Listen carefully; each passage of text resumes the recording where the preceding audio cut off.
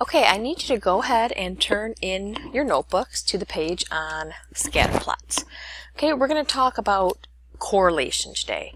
Now, you've talked about correlation in Algebra 1.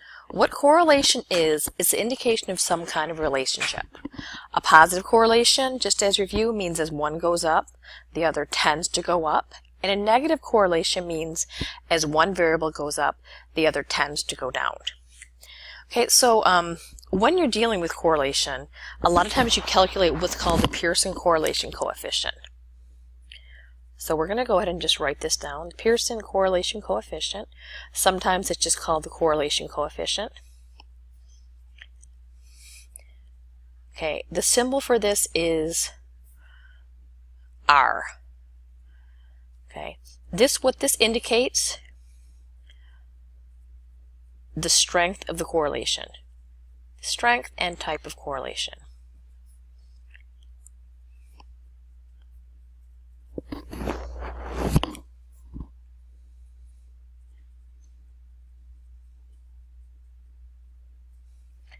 Now, in this case, your R value, well, in all cases, your R value needs to be greater than -1, less than or equal to 1. 1 being a perfect positive correlation, and -1 being a perfect negative correlation. Now, we're also going to deal a little bit with scatterplots. Scatterplots, again, you made these when you were in Algebra 1. So we just need to take it to the next level and talk about how we're going to analyze these in AP Statistics. So first of all, scatterplots are always bivariate data, which means for any kind of correlation, any kind of linear regression that we're going to be doing this whole unit, you need to have two variables.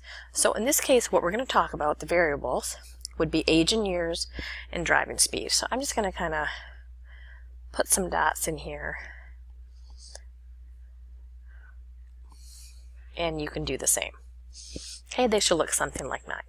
So right here you can see the age in years versus the driving speed, and what these have to do, they must be two, not categorical, but they have to be two quantitative variables, quantitative or numerical. Okay, so what I have is what a scatter plot would look like here. One, you have your x-axis, and then you have your y-axis. Now when you're making your scatter plot, you always have to label. Label your axes, label your numbers.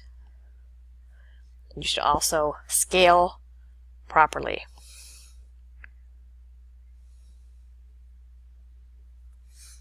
Okay, you never want to put the data in the corner. Okay, little quote, love for you to tell me what movie that's from.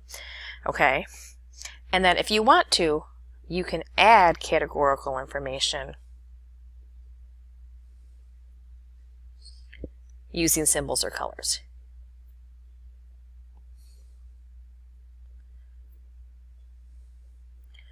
So for instance, what I had here is age and driving speed. If I had this data separated by male and females, instead of dots, I could have put M's and F's, or I could have somehow color-coded that.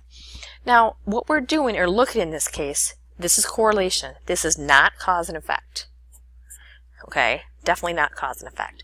But if I was looking at this, I would want to analyze this scatter plot.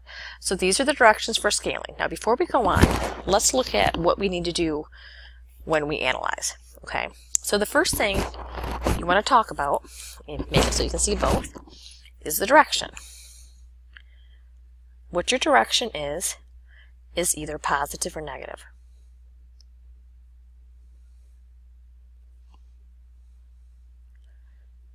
Okay, your R value will have the same value as the direction.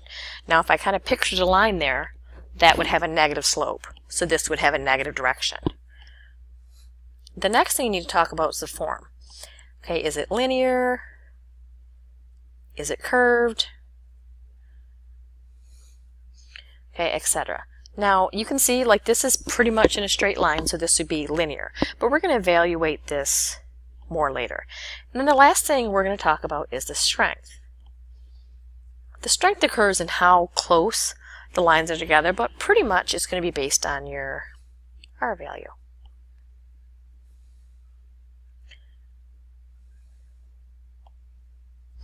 Okay, and it can be, the strength, it can be strong, it could be moderate, it could be weak, it just depends, okay, on what's going on. So in this case, like you can see, it kind of is going to be negative. We're not going to do the R value with this, but these are pretty close together, so this is probably a pretty linear correlation, and it's probably a pretty strong correlation. But I want you to notice here that this is all correlation. Okay, so what we're saying here is age is not the cause of driving speed.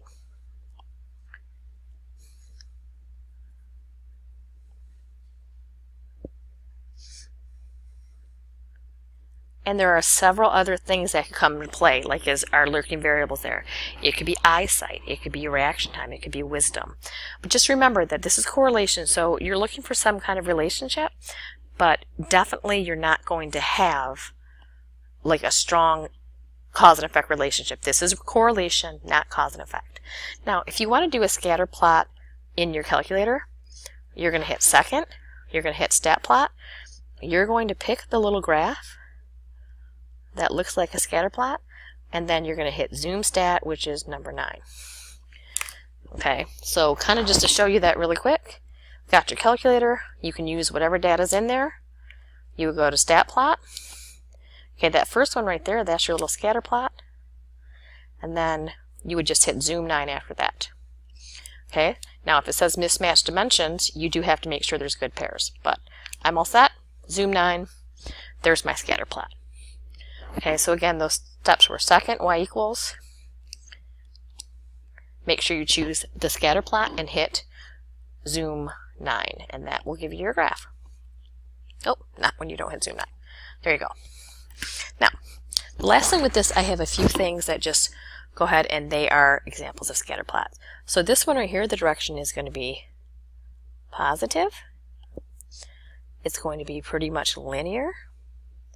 And they're pretty close together. So in this case, to me, this one would be strong. Okay. If I had to guess an R value for this, I would say R equals 0.9. Okay. We'll guess the other ones later after we talk a little bit more R in class. Okay. For this one, direction again is positive. How I know that's positive is if I was to kind of sketch a line, that line would have a positive slope. This one's also linear.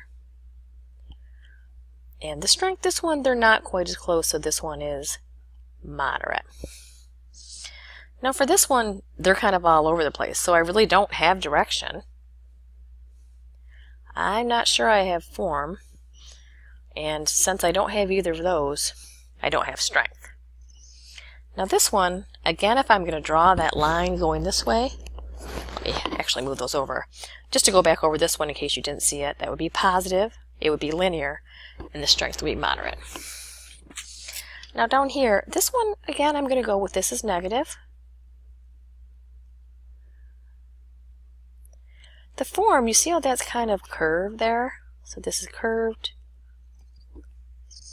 But they're pretty close together, so I'm going to say that's strong.